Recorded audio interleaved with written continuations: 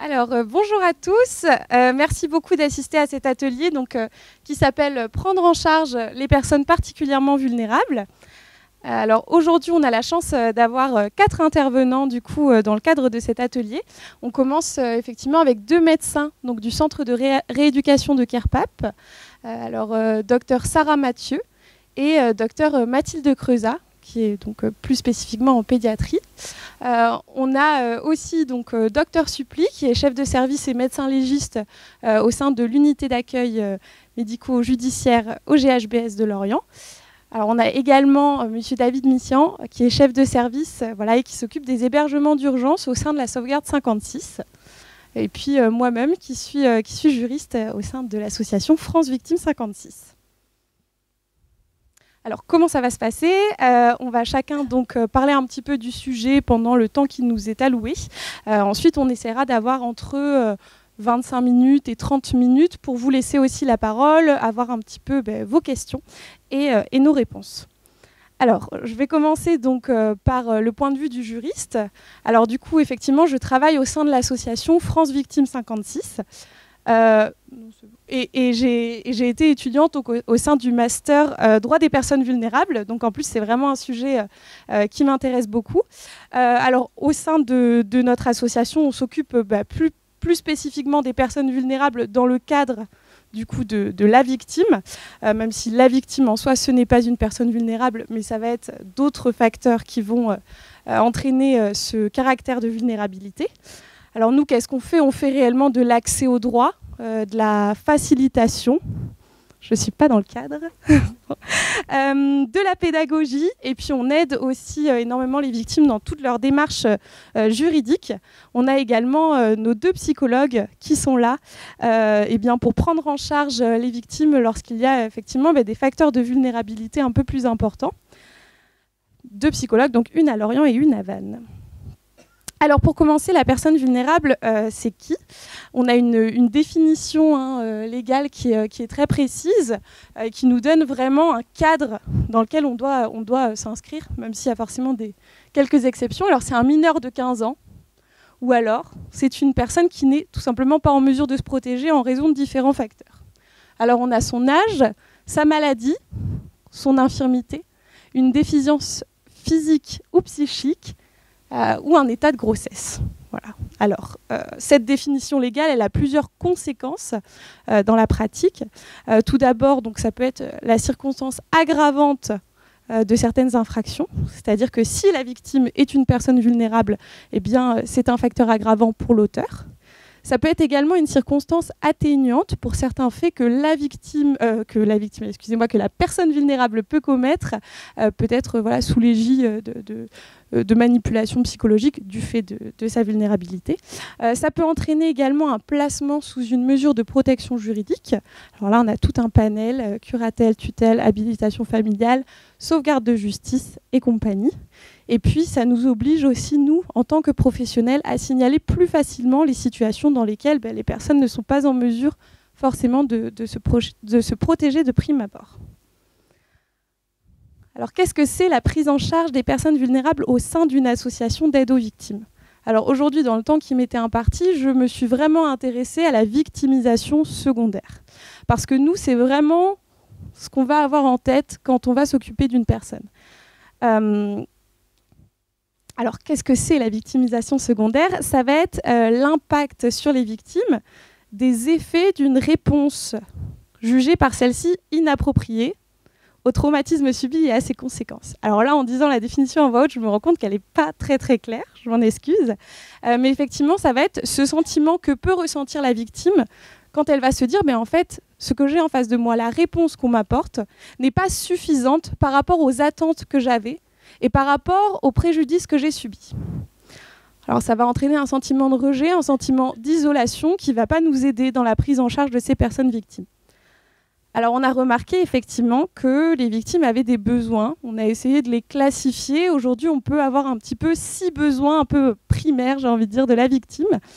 Tout d'abord on a un besoin d'information, c'est-à-dire que la personne victime a besoin de transparence. On a besoin de lui dire précisément les droits qu'elle a, éventuellement peut-être même ses devoirs, quand on est dans des cas de violences intrafamiliales et on a besoin d'être totalement transparent sur tout ce qui va se passer dans le reste de la procédure. Pour moi, par exemple, en tant que professionnelle, je réponds à ce besoin d'information quand j'annonce à une victime qui veut déposer plainte, par exemple, pour un fait de viol. Elle me donne les éléments qu'elle a en sa possession. Eh bien, c'est important pour moi de lui expliquer ce que c'est le classement sans suite. Que c'est possible, que c'est une probabilité, que ça peut arriver pour X raisons, que ça peut ne pas arriver pour X raisons. Parce que ça va lui permettre de se préparer en fait à cette possibilité-là. Alors, le deuxième besoin qu'on rencontre, ce sont des besoins pratiques. Les besoins pratiques, ça va être le fait pour nous de les aider matériellement à remplir un document, à se constituer partie civile, d'appeler la gendarmerie pour prendre rendez-vous, d'appeler une autre structure pour orienter la personne. Ça va être vraiment des démarches qu'on va faire pour elle et avec elle. Alors en troisième position, on a aussi le besoin de réparation et de dédommagement. Je pense que c'est presque celui qui nous vient en premier. Effectivement, la victime a besoin aussi de voir physiquement un petit peu le fruit de cette infraction. Qu'est-ce que pour elle, ça va... Combien ça va lui revenir finalement, c'est triste parce que c'est difficile en plus à définir, mais voilà, ce besoin de réparation, il n'est pas que dans le monétaire et le financier, hein, ça va être aussi tout ce qui va être autour. En quatrième, on a le soutien psychosocial, donc c'est ici qu'on intervient éventuellement du coup avec nos psychologues, certains travailleurs sociaux dans des services également. En cinquième position, on a le statut dans le système pénal. Alors moi, je rencontre aussi beaucoup des victimes qui me demandent quand elles vont avoir la reconnaissance de victime. C'est-à-dire qu'elles ont besoin aussi d'avoir ce statut au sein de la procédure pénale. Elles ont besoin qu'un jour, le procureur leur dise oui, vous êtes victime, vous êtes reconnue en tant que victime, et on vous croit. Et enfin, en sixième position, on a le besoin de protection, parce qu'effectivement, on en parle beaucoup dans le cadre des violences intrafamiliales, sexuelles et sexistes. Nous, on a effectivement tous ces mécanismes de protection qu'on met en place avec le parquet, le téléphone grave danger, le bracelet anti-rapprochement, et puis d'autres encore, l'ordonnance de protection. Enfin, voilà. Je vais m'arrêter là, et puis je vais laisser la place donc, au point de vue du travailleur social avec Monsieur Missien.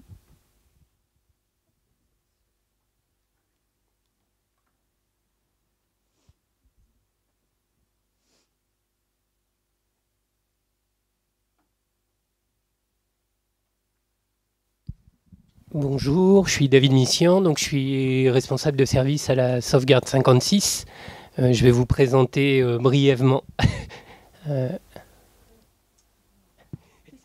On n'a plus le... Tac. Celle-ci peut-être.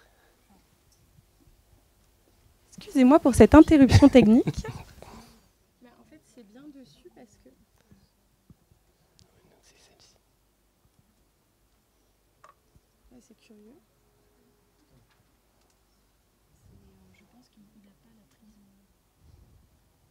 Il y a quelque chose qui s'est débranché sur l'ordinateur. Ah. Oui. Super, merci. Voilà, on va éviter de toucher. Donc je vous disais responsable de service à la sauvegarde 56. La sauvegarde 56, c'est 500 salariés sur le département, donc il y a beaucoup de choses. Moi, je vais vous présenter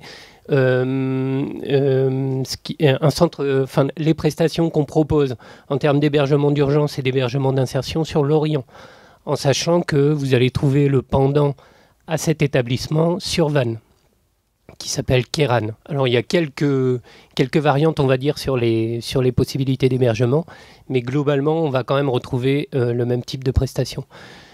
Pourquoi faire cette présentation? C'est parce que effectivement, on a aujourd'hui une multiplicité de propositions d'hébergement avec des circuits qui sont assez divers, des portes d'entrée qui sont assez diverses. Et donc, je dirais que dans cette question aussi, qu'on puisse partager de la connaissance dans le cadre qui est le nôtre, là, aujourd'hui, c'est intéressant que vous puissiez avoir des repères. Globalement, ça se décline en plusieurs prestations. La première, c'est de l'hébergement d'urgence.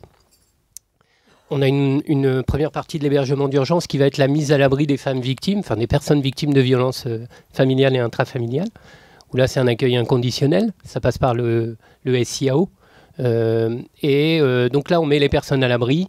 Dans notre mission, nous, on va évaluer un peu où en est la personne, regarder qu'est-ce qui porte cette personne, comment elle est accompagnée dans le droit commun. Et normalement, notre mission s'arrête là, concernant la mise à l'abri. Donc la mise à l'abri, c'est à l'hôtel ou dans des appart-hôtels.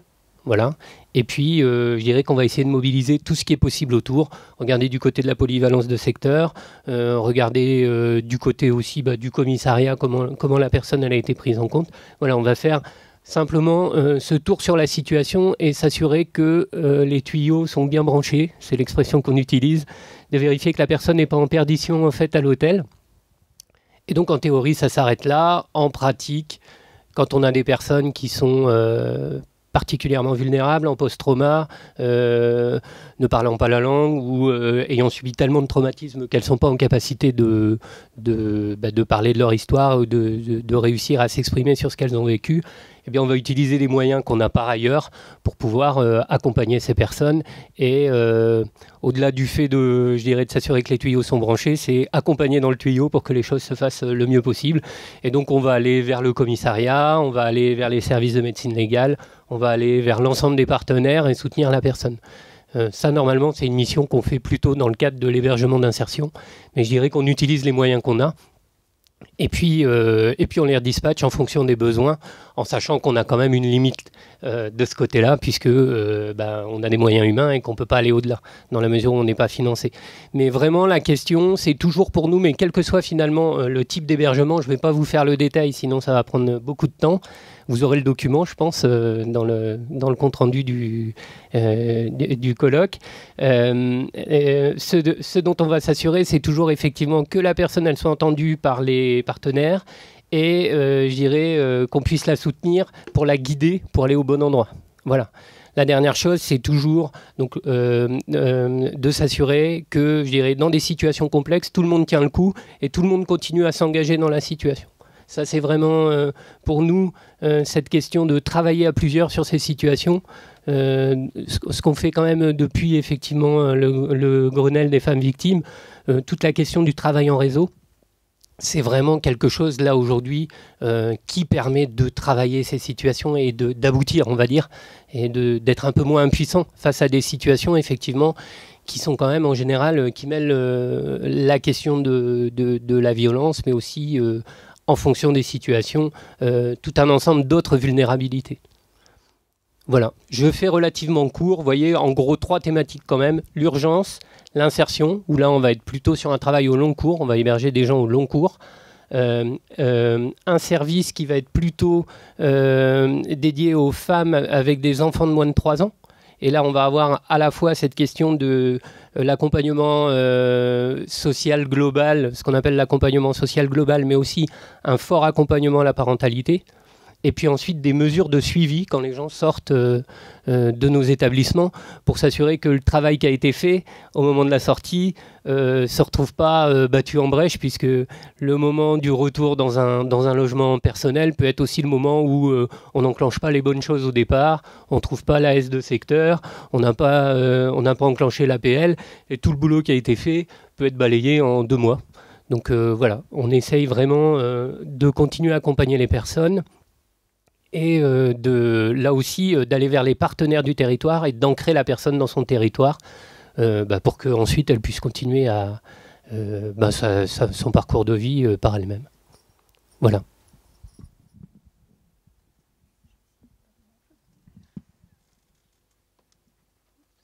Merci beaucoup. Du coup, on va passer au point de vue des médecins.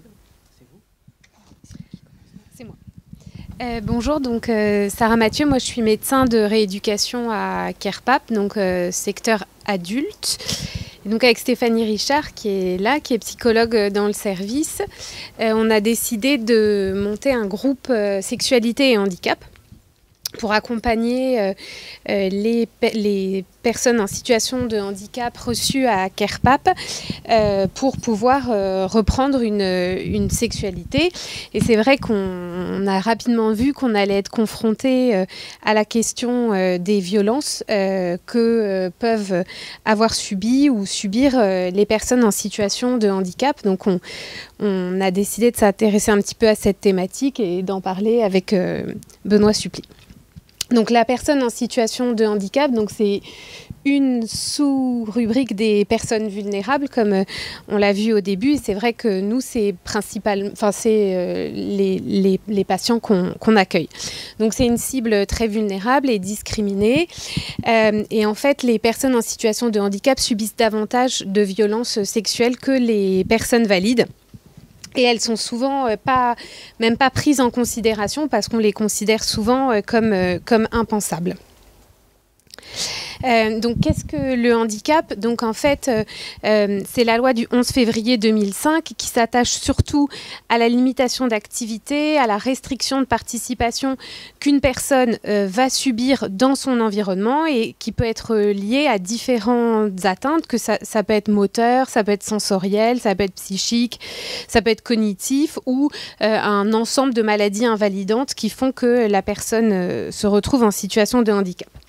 À côté de ça, j'ai mis la définition de la santé sexuelle selon l'OMS, qui est donc un état de bien-être physique, mental et social dans le domaine de la sexualité, qui requiert une approche positive et respectueuse de la sexualité et des relations sexuelles, ainsi que la possibilité d'avoir des expériences sexuelles qui soient source de plaisir, sans risque, libres de toute coercition, discrimination ou violence. Donc ça, c'est une définition qui s'applique à tout le monde. Donc, oui. Oui, mais ça a été dit par la juriste. Effectivement, voilà. Donc, c'est même pas la peine de la reprendre.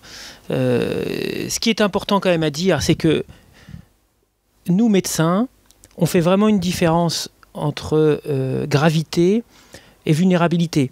On peut avoir quelqu'un qui n'est pas atteint d'une maladie grave mais vulnérable, comme inversement, on peut avoir quelqu'un qui n'a pas de maladie grave mais qui est vulnérable. Je ne sais pas si vous voyez ce que je veux dire. Il n'y a pas vraiment il n'y a pas toujours de corrélation entre nous, les gens qui sont gravement malades, et les gens qui sont particulièrement vulnérables.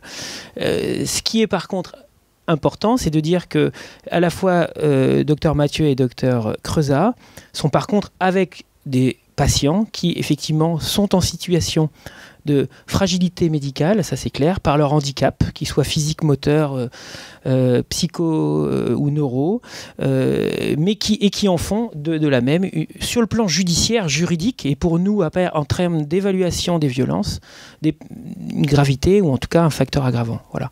Mais ça, c'est ce que vous aviez dit juste avant, donc voilà, c'est tout ce que j'avais à rajouter. Merci. Du point de vue du légiste.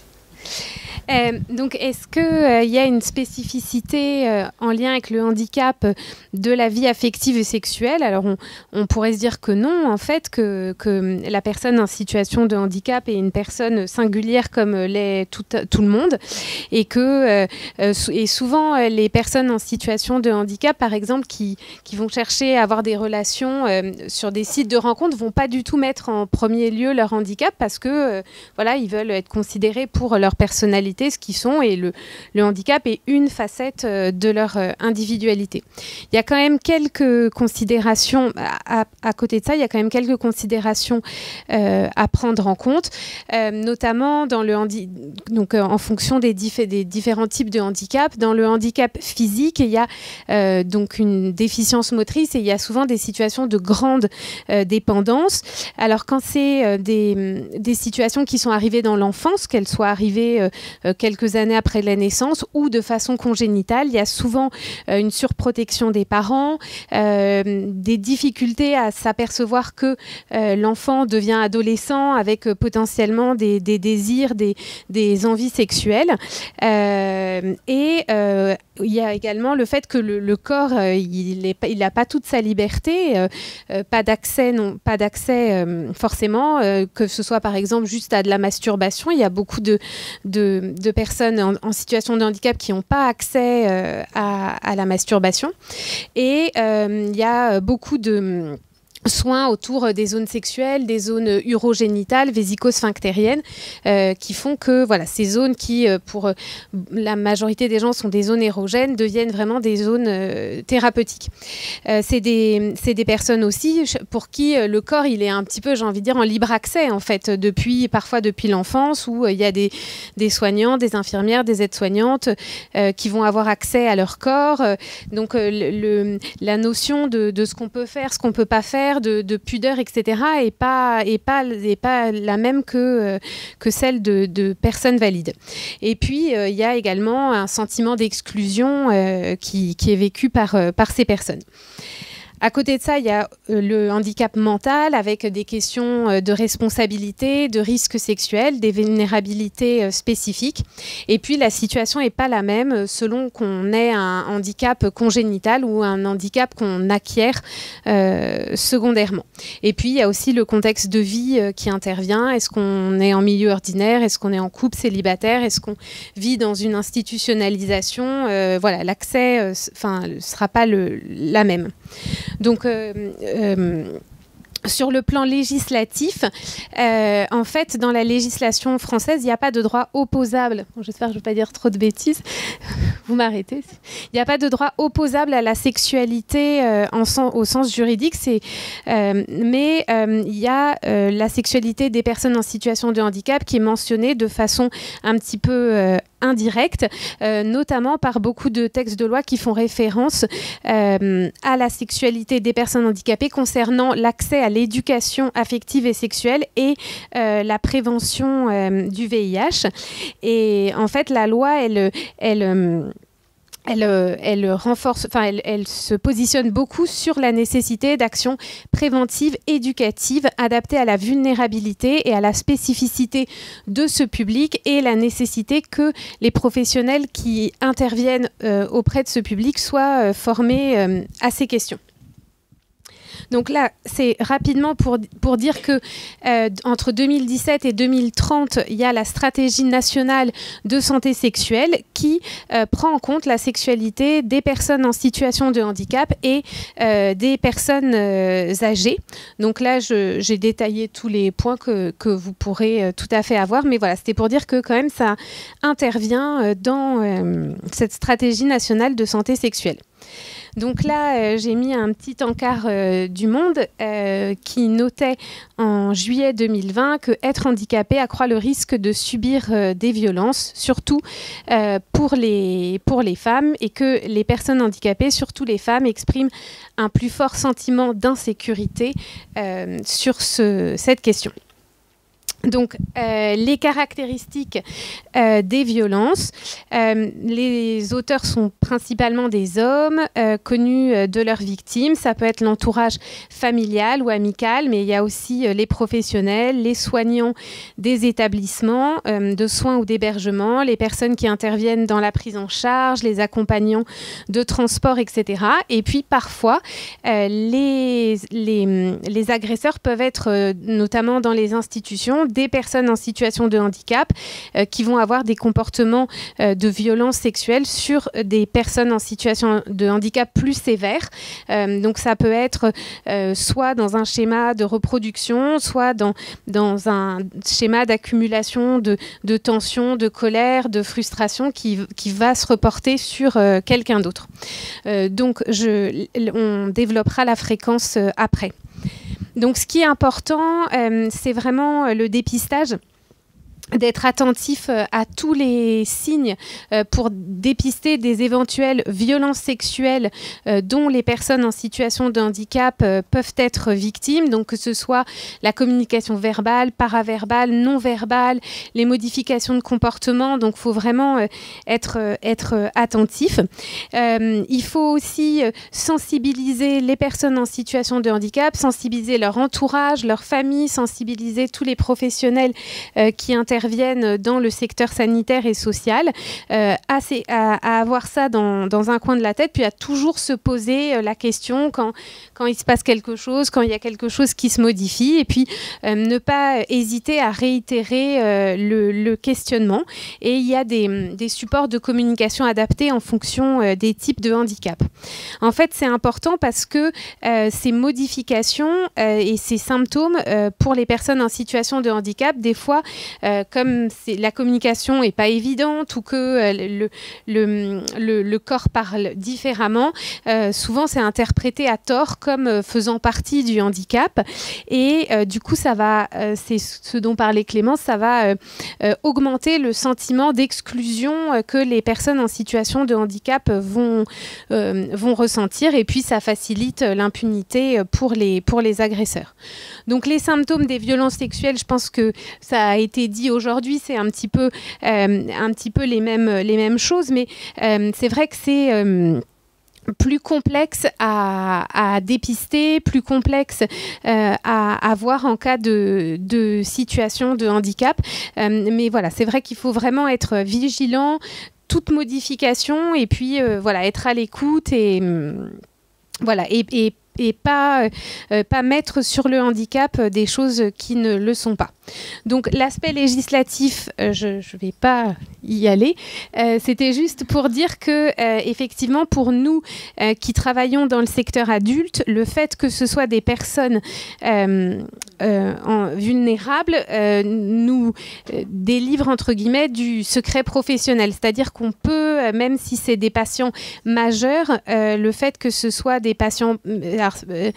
je pense qu'il y a une différence entre vulnérables et protégés, mais en tout cas pour tous nos patients qui ont une mesure de protection, le fait qu'il y ait cette mesure de protection nous permet, même sans l'accord de cette personne, de passer outre le secret médical, ce qui n'est pas le cas pour les patients adultes normalement, où il faut l'accord du patient. Voilà, donc la protection des personnes en situation de handicap contre les violences sexuelles. Donc voilà, c'est un petit peu ce que j'ai dit, c'est vraiment sensibiliser tout le monde, former tout le monde à la question, au dépistage.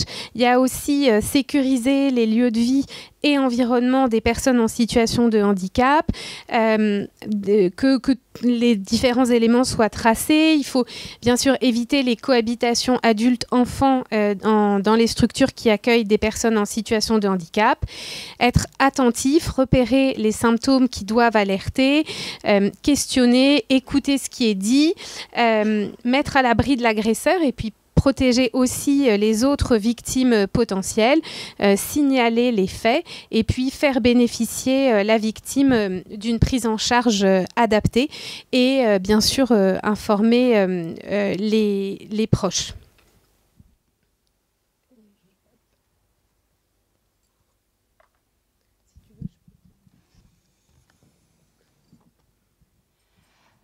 Donc nous, dans le service de pédiatrie, on travaille avec des mineurs en situation de handicap, donc qui sont en fait doublement vulnérables.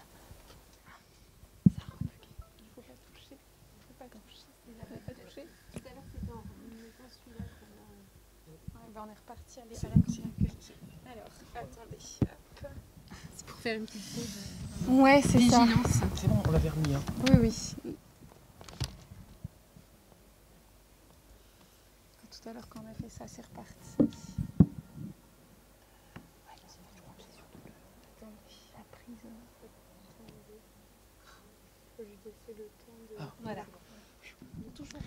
Donc je disais que nous travaillons avec des personnes qui sont doublement vulnérables. Un, ce sont des enfants, et deux, ils sont en situation de handicap.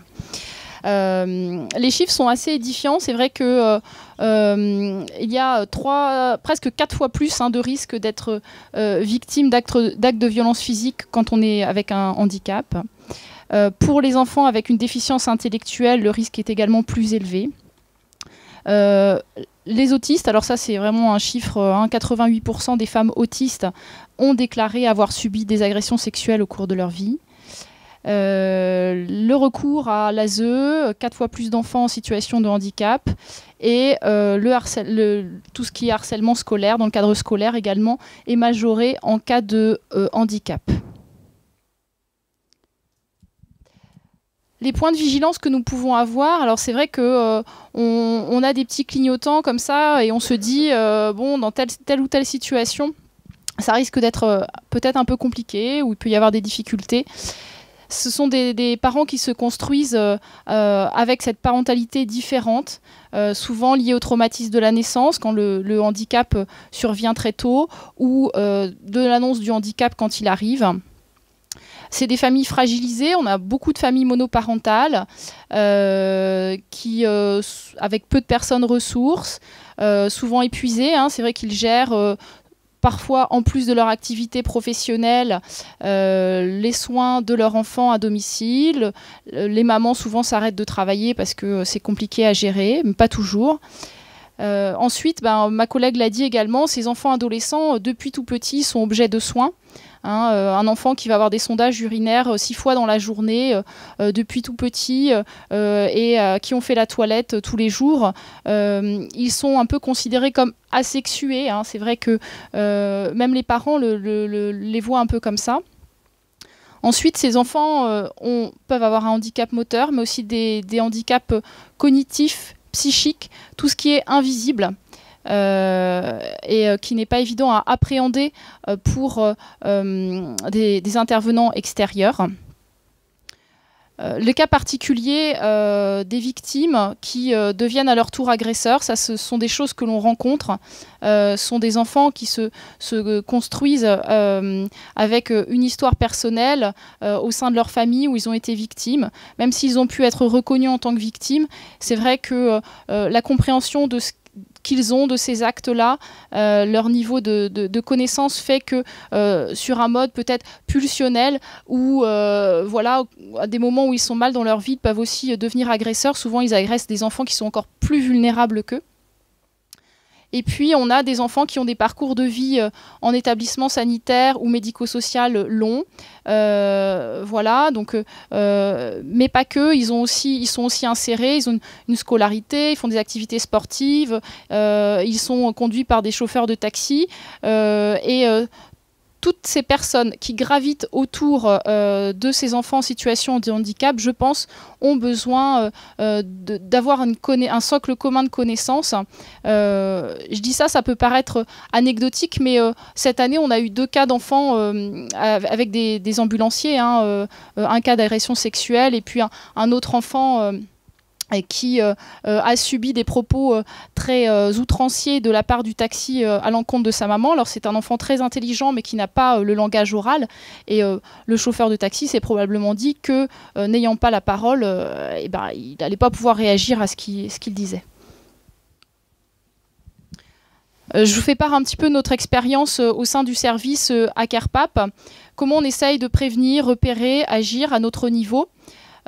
Si c'est possible, on essaye de proposer des relais à ces familles, à ce qu'ils ont besoin d'aide à domicile. On questionne toujours l'organisation, comment ça se passe. On fait des visites à domicile.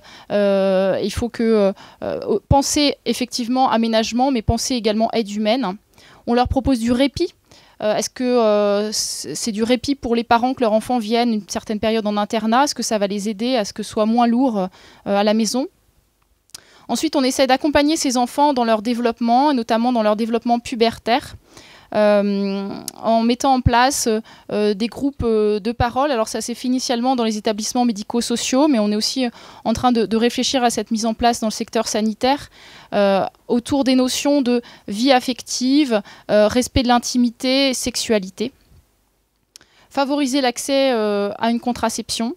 C'est vrai que lorsque j'évoque la contraception en consultation avec des adolescents en situation de handicap, les parents me regardent avec des yeux écarquillés en me disant mais de quoi je parle? Donc je pense que voilà, il y a des choses qui sont encore un peu tabous. Et puis ces jeunes arrivent à l'âge adulte. Avec quels repères, quelles constructions, quels besoins. pour certains qui n'ont pas eu accès forcément à un travail, à une formation professionnelle. Ça a échoué, ils ont échoué, ils ne peuvent pas passer le permis de conduire, ils ont beaucoup de difficultés. Souvent, le désir d'une certaine réparation se met en couple et avec un projet de parentalité qui voilà, est un peu à risque parce que le premier partenaire qui accède à cette demande voilà, peut être... bon. Ensuite, on essaye de travailler avec une approche systémique. On a été formé à la systémie familiale. On a une analyse de pratique sous cette forme actuellement en équipe. Ça nous permet d'appréhender le fonctionnement du système familial et de poser notre système d'intervention autour de la famille. Notre force aussi dans un service de rééducation fonctionnelle, c'est qu'on travaille en équipe pluridisciplinaire et que chaque membre de l'équipe peut repérer des signes d'alerte. Parfois, c'est pas forcément la psychologue ou le médecin ou l'infirmière, ça peut être une séance de kinésithérapie où l'enfant va lâcher des petits éléments. Et ensuite, il est important de recueillir la parole. C'est pas simple parce qu'on l'a vu déjà, recueillir la parole de l'enfant, c'est compliqué. Mais un enfant qui n'a pas accès au langage oral, un enfant qui a des déficiences cognitives, donc on a une psychologue dans le service qui sait s'adapter à ce public-là. Et voilà, pouvoir un petit peu évaluer la parole de l'enfant, les faits potentiels. Elle utilise la médiation, le jeu ou d'autres supports qui sont adaptés. Et puis ensuite, la prise de décision pour nous en équipe. Est-ce que l'on va sur une information préoccupante, un signalement? Tout ce qui est important, c'est de ne pas perdre de vue le projet global de soins de l'enfant. L'enfant, s'il est à CARPAP, c'est parce qu'il est en situation de handicap et qu'il doit être dans l'établissement. Donc on essaye autant que possible d'être transparent vis-à-vis des familles, de les informer des décisions que l'on va prendre, de bien communiquer et de poursuivre le projet de soins de l'enfant.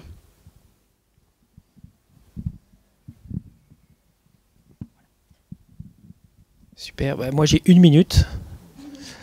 Vous inquiétez pas, je vais être rapide après, après l'exposé de mes confrères là, de CARPAP, sur lequel je suis toujours impressionné. Alors moi, Benoît Supply, médecin légiste, donc évidemment, je ne prends pas en charge au niveau du soin les personnes en situation de handicap. J'allais vous dire, on considère toutes les victimes de la même façon, qu'elles soient en situation de handicap ou pas, qu'elles soient vulnérables ou pas, dans l'évaluation.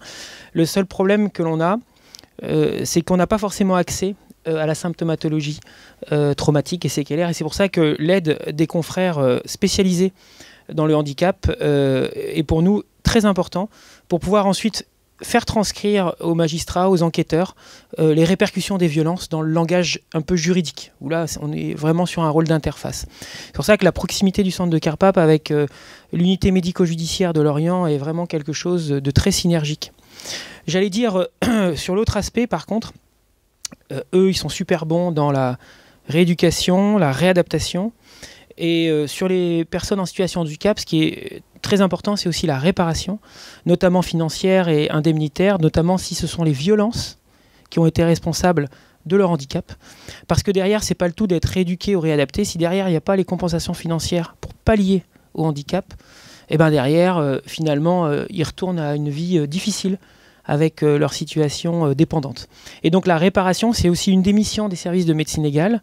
Les expertises médico-judiciaires à visée indemnitaire dans le cadre d'une procédure pénale initiale, mais qui ensuite se transforme dans une procédure civile indemnitaire, avec l'accompagnement de ces victimes vulnérables à se défendre vis-à-vis d'un payeur, d'un assureur ou d'une personne qui a causé les violences. Le médecin légiste les accompagne aussi sur cet aspect de réparation.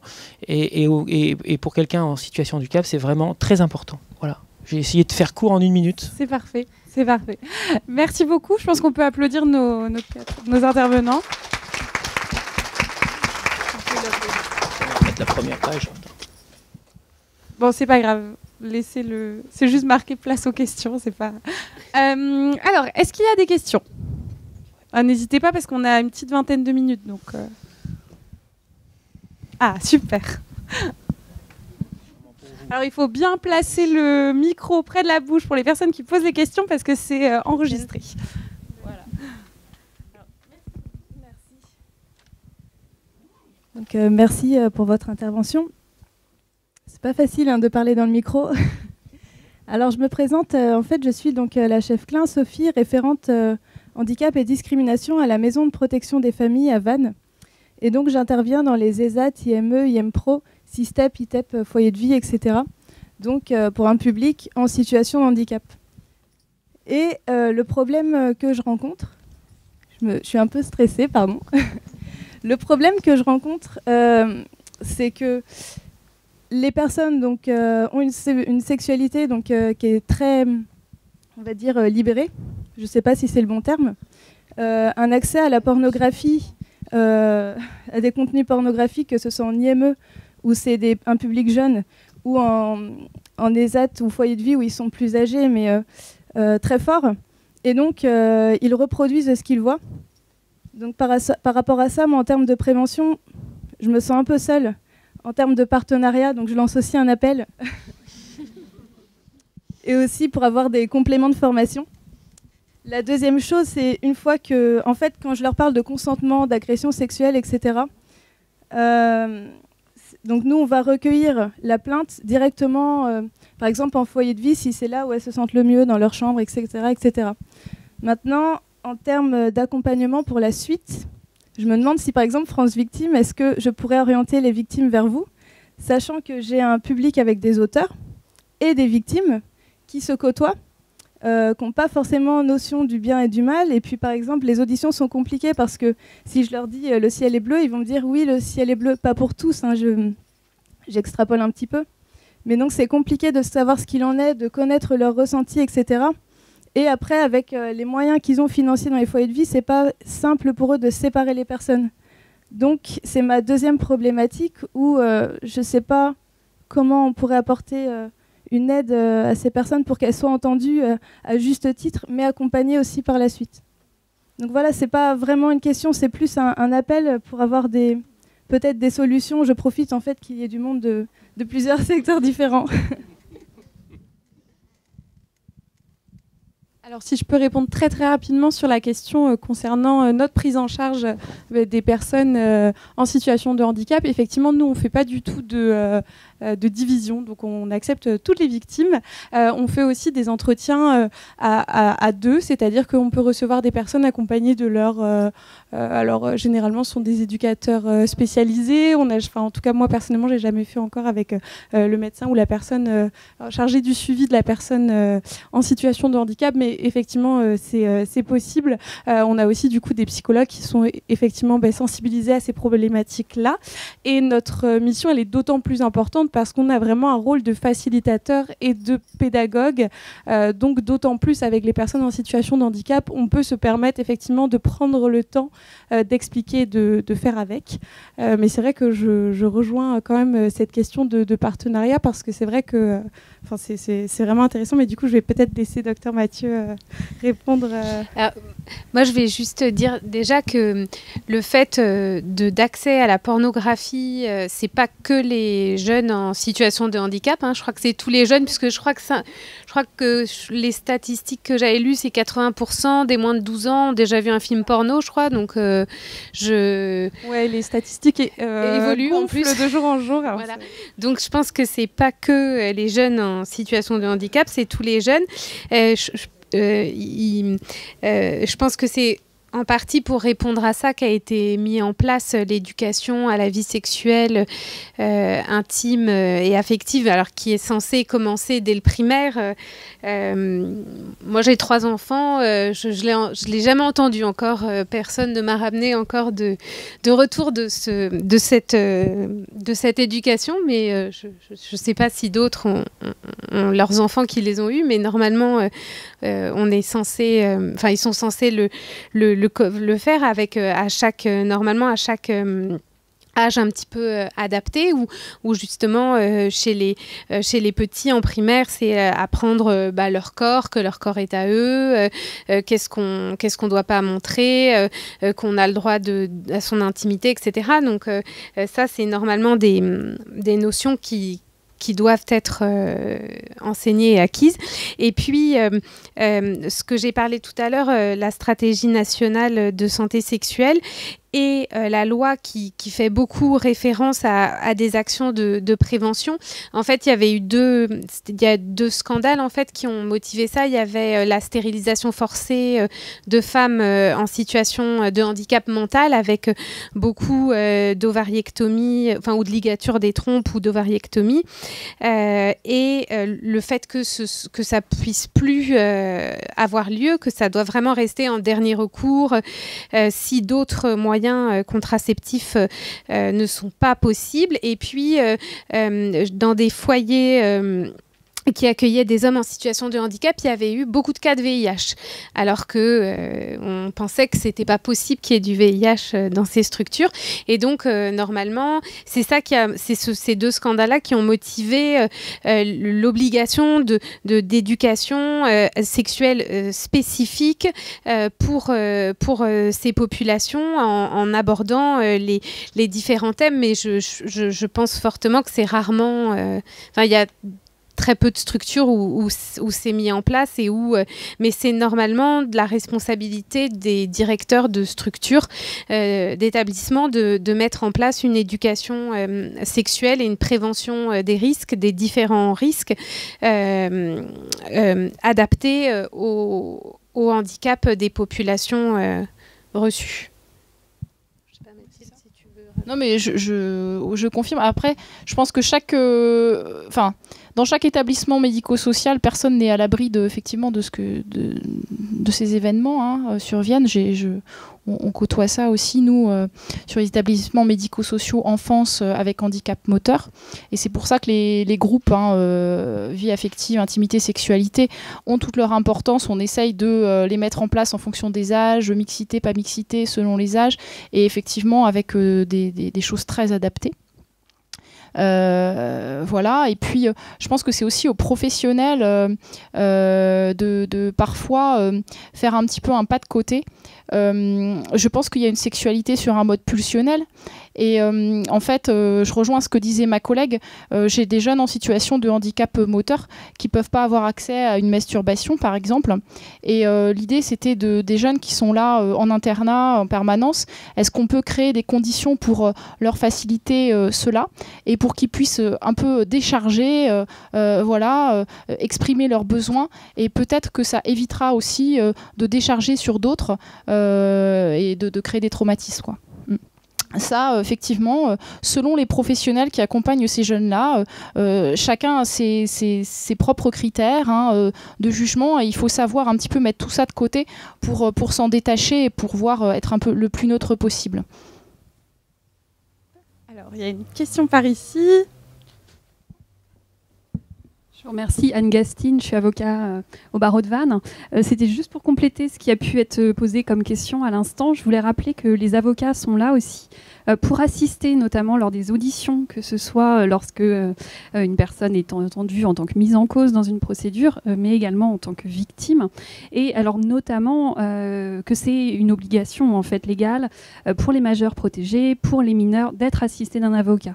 Donc notre place, elle est aussi là dans cet accès, dans l'accompagnement et les explications aussi sur ce qui va être possible et ce qui va se passer. Voilà, donc je voulais le souligner aussi.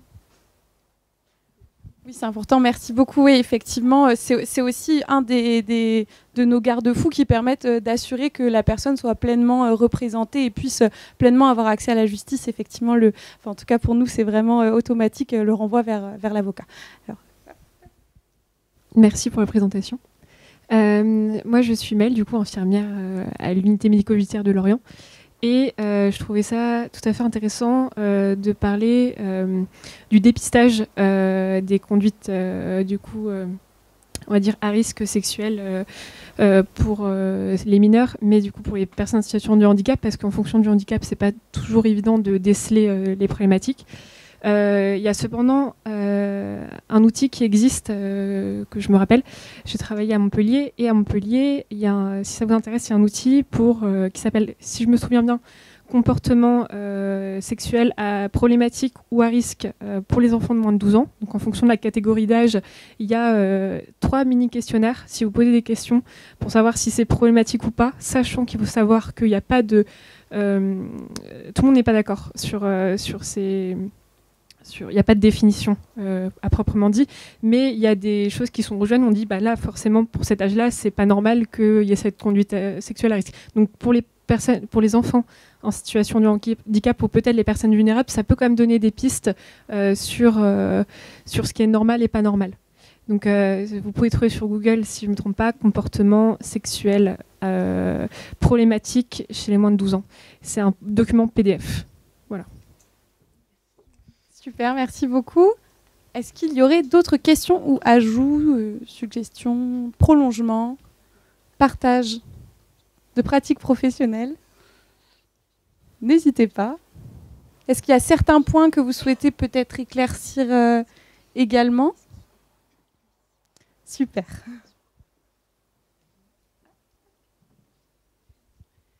Déjà, merci pour cet échange. Donc, moi, je suis assistante sociale. Ma question, ça va être plus du côté de l'hébergement, du côté le côté un petit peu plus pratique. J'avais plusieurs questions. La première, c'est est-ce que du coup, j'ai compris qu'il y avait un accueil inconditionnel, mais est-ce qu'il y a quand même des places limitées par rapport aux orientations qu'on peut faire pour les femmes victimes de violences conjugales? Est-ce que dès qu'on vous oriente via le SIAO, il y a une prise en charge automatique? Est-ce qu'il y a des délais d'attente? Est-ce que il y a des places limitées du coup? Et si, admettons, on vous oriente des femmes qui viennent de la campagne perdue, est-ce qu'il y a une possibilité, je sais pas, d'intervention pour qu'elles puissent accéder aux hôtels? Parce que j'imagine que les hôtels que vous avez, c'est surtout du coup sur Lorient-Vannes peut-être, je sais pas. Et du coup, si elles viennent de la campagne et qu'il y a une difficulté de mobilité, que nous, on peut pas intervenir pour les accompagner, est-ce qu'il y a quelque chose qui est mis en place par rapport à ça? Alors, sur la question de l'accueil, c'est un accueil qui n'est pas limité dans la mesure où c'est ce que je précisais tout à l'heure, c'est-à-dire que c'est de la mise à l'abri à l'hôtel ou en appart-hôtel. Donc, effectivement, c'est autant que de besoins. Pour se rendre compte, sur le secteur de Lorient, je parle du secteur de Lorient, l'année dernière, ça a représenté une centaine de personnes. Voilà. Et effectivement, on mobilise tout ce qu'on peut mobiliser, on va dire. On a eu jusqu'à l'année dernière 40 personnes en simultané à l'hôtel. Donc voilà, je parle du secteur de Lorient. Il y a 50 SIAO sur le département, d'accord? Donc Vannes, Auray, Lorient, Pontivy, Ploërmel. Quand le SIAO est fermé, il y a le 115. On fait le 115, on a un écoutant qui va évaluer la situation, qui va prendre contact avec le cadre d'astreinte. Et s'il y a des critères effectivement de violence conjugale, on n'est pas sur la nécessité d'un dépôt de plainte, hein, on est vraiment sur le déclaratif. Et à partir du moment où il y a ces éléments qui sont recueillis de violence, alors c'est vrai qu'on a, je dirais, toujours un peu la frontière entre du conflit conjugal et de la violence, et c'est toujours, voilà. Mais je dirais que d'année en année, on a plutôt tendance à élargir les accueils qu'à les restreindre.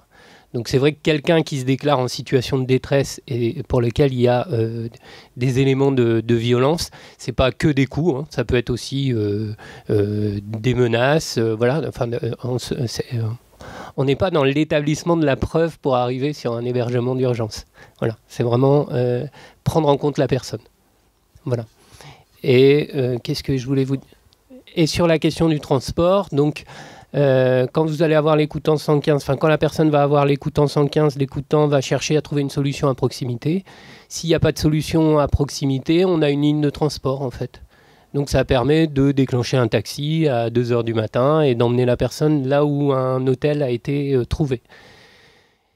Voilà, qu'est-ce que je peux vous dire d'autre? Pour rejoindre les questions de vulnérabilité, on a aussi, alors on a souvent des mamans avec des enfants en situation de handicap, où la question de l'hôtel est complexe. Voilà, on va essayer de travailler à des solutions d'hébergement alternatives, des gîtes. Souvent, c'est un peu dans l'attente, c'est la solution qu'on trouve. Donc, c'est un gros boulot d'organisation, mais on essaye de coller au plus près des besoins des personnes. Voilà. Merci. Est-ce qu'il y aurait une ou deux autres questions? Il nous reste encore à peu près 10 minutes. Ah, super. Alors là, je vais avoir besoin de votre aide. Oui, bonjour, merci. Donc c'est toujours sur la question de l'hébergement d'urgence. C'était en termes de sécurité, comment ça se passe pour la personne qui est hébergée? Est-ce qu'elle a un accès du coup après à une ligne encore d'appel au cas où? Est-ce que la personne se retrouve seule au final? Eh bien, en fait, la question, c'est, nous, ce qu'on va regarder, c'est donc on met à l'abri et ensuite on regarde qui est dans l'accompagnement de la situation. On va essayer de regarder effectivement qui... je dirais que le premier réflexe, ça va être de regarder s'il y a une AS de secteur qui est mobilisée ou pas. Et toutes les personnes qui vont connaître cette personne. Il y a ça, et puis après, il y a effectivement, en fonction de comment la personne arrive. Typiquement, on a des personnes qui passent d'abord par le commissariat et qui arrivent chez nous ensuite. Et bien là, toute la question de la protection de la personne, elle va être mobilisée à partir des premiers éléments qu'on a. Voyez. Mais après, effectivement, la question, ça va être de... Nous, on ne pourra pas, sauf situation particulière, encore une fois, quand on voit que rien n'est possible du côté des partenaires, du fait d'une grande complexité de situation, on prend. Mais sinon, on va plutôt essayer de mobiliser les partenaires pour trouver, pour déclencher tout ce qui est nécessaire pour que la personne retrouve de la protection. Voilà. Et puis, ça va être aussi la question de se nourrir, ça va être la question d'interrompre un bail avec un ex-conjoint qui s'est montré violent. Ça va être la question de l'accès, de couper la question de compte commun, de regarder toute la question de des enfants et de comment les enfants ils vont être avec la maman ou enfin voilà toutes les questions en fait qui vont se poser. On va essayer de trouver dans le champ de l'accompagnement toutes les personnes qui peuvent répondre.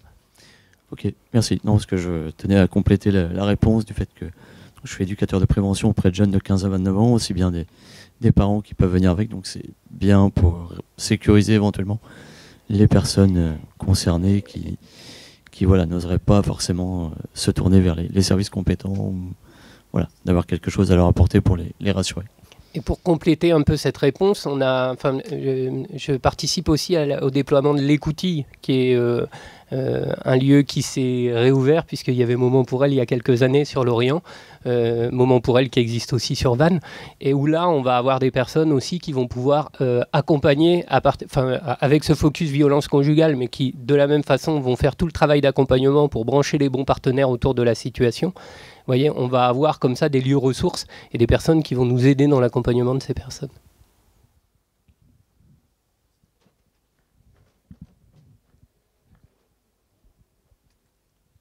Merci beaucoup. Une dernière question? Alors vous êtes pressé de sortir de cette salle qui est un peu étouffante. Pas du tout de questions? Non? Est-ce que les intervenants ont quelque chose à rajouter? Non plus. Ah, alors attendez une petite seconde, j'arrive. Sur le fil. Sinon le monsieur de la... Moi, je suis éducatrice à la cellule de recueil et d'informations préoccupantes. Et donc, du coup, on intervient vraiment en amont sur évaluer les conditions à risque des enfants. Du coup, ce qui est compliqué pour nous, en tous les cas, c'est la vulnérabilité. Alors, des enfants en règle générale, puisque quand on intervient, c'est qu'il y a quand même un potentiel danger au domicile. Donc, en plus, avec une situation de handicap. Et du coup, on se retrouve quand même en difficulté pour évaluer, pour repérer. On cherche toujours des petites formations un peu qui viennent nous alimenter, nous orienter, mais c'est pas si simple que ça.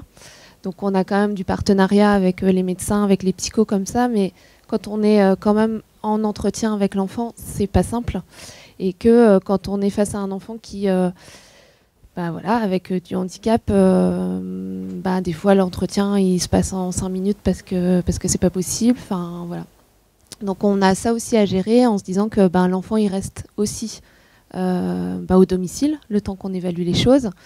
Donc ça peut mettre aussi du temps. On se heurte aussi avec des fratries où l'aîné n'a pas de handicap, donc nomme les choses.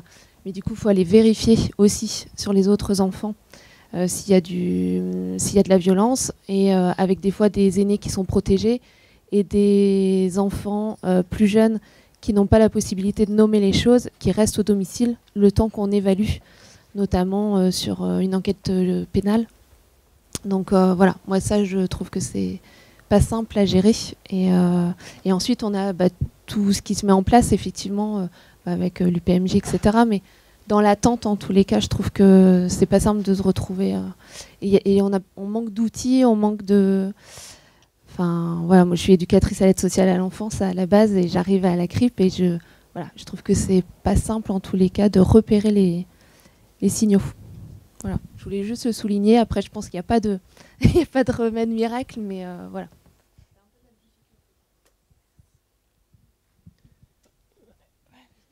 Simplement, moi, pour transposer, parce que je ne suis pas dans le champ du handicap, c'est toujours comment on va chercher la compétence ailleurs et comment on trouve le partenaire effectivement qui est ressource, voilà, pour pouvoir effectivement adapter l'outil.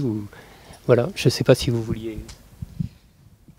Je pense qu'il y a peut-être effectivement un manque à ce niveau et le besoin de travailler davantage en partenariat. On en parlait en l'entre-séance là avec ma collègue psychologue. Quand on va sur une information préoccupante, nous en pédiatrie, c'est qu'on est on arrive à nos limites. Hein. On a essayé de débrouiller les choses, d'aider la famille comme on pouvait. Et c'est pas simple parce que, par exemple, mettre en place une mesure d'accompagnement éducatif, si l'enfant il est toute la semaine en internat à Carpap, il n'y aura rien. Il n'y aura rien, donc on se retrouve très souvent avec finalement, au terme de cette évaluation-là, pas beaucoup de changements.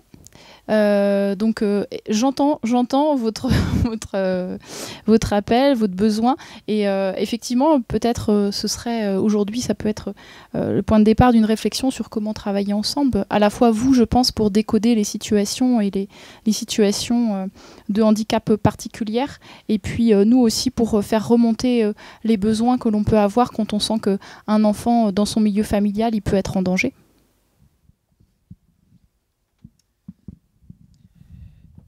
Et alors, moi, je dirais que l'IP, c'est l'avantage ou l'inconvénient aussi. C'est-à-dire que par rapport au signalement judiciaire, qui fait office un petit peu de... Alors, je vais pas dire de bombe nucléaire, c'est pas d'actualité, ce serait pas d'actualité, pardon. Où là, souvent, on sépare des fratries, on sépare des familles dans l'urgence, le vendredi soir à 16h, ou derrière, on peut créer du traumatisme aussi. Donc c'est l'avantage aussi de l'IP, où on peut peut-être peser les pour et le contre, faire les choses, accompagnement, etc. Mais c'est aussi l'inconvénient, parce que jusqu'où l'enfant est en danger, jusqu'où il ne l'est pas. Si le lendemain matin, on arrive au boulot et que finalement ça s'est mal passé pendant la nuit, on va culpabiliser. Et inversement, si on a trop fait, on va... Enfin voilà, c'est le curseur, il n'est pas simple. Alors, moi je suis super demandeur de travailler avec la CRIP, encore plus que je le faisais. Je parle pour l'UMJ, hein, bien sûr. Je suis plus proche du parquet et du signalement judiciaire que de l'IP, donc moi, oui, bien sûr. Alors, en sachant que moi non plus, j'ai pas non plus toutes les billes de décryptage de la symptomatologie pédiatrique et en particulier du handicap. C'est pour ça que les consoeurs que j'ai sollicités pour aujourd'hui me sont très utiles parce qu'elles peuvent nous aider, je pense, dans le futur. J'espère que leur groupe vont pouvoir nous aider justement dans cette évaluation, que les contacts soient pris aussi à l'occasion de cette table ronde, pour justement créer dans notre Morbihan, alors là je parle plus du secteur Lorientais, mais j'ose imaginer qu'il y a la même chose côté Vannetais, en termes de centre de rééducation, ou pas, enfin je sais pas. Mais en tout cas voilà, parce que cette symptomatologie médico-légale d'enfants, et en particulier de situations de handicap, je vous avoue que moi aussi, je suis en difficulté. Donc heureusement qu'elles sont là, et leurs équipes, hein, bien sûr. Et c'est pour ça que c'était important, je pense, de les mettre en valeur aussi sur cette table ronde. Voilà. On n'avait personne jusque-là, quoi. Vous êtes d'accord ? Mais voilà. Mais non, et on ne vous demande pas de faire l'examen médical, d'ailleurs. Mais, et moi aussi, qui suis médecin, je ne suis pas spécialisé dans le handicap. Et donc je vous avoue que de les avoir c'est plutôt voilà, dans l'idée quand je les ai sollicités, c'était aussi de les intégrer dans le groupe de réflexion globale. Parfait. Bon merci beaucoup à vous tous. On va s'arrêter là.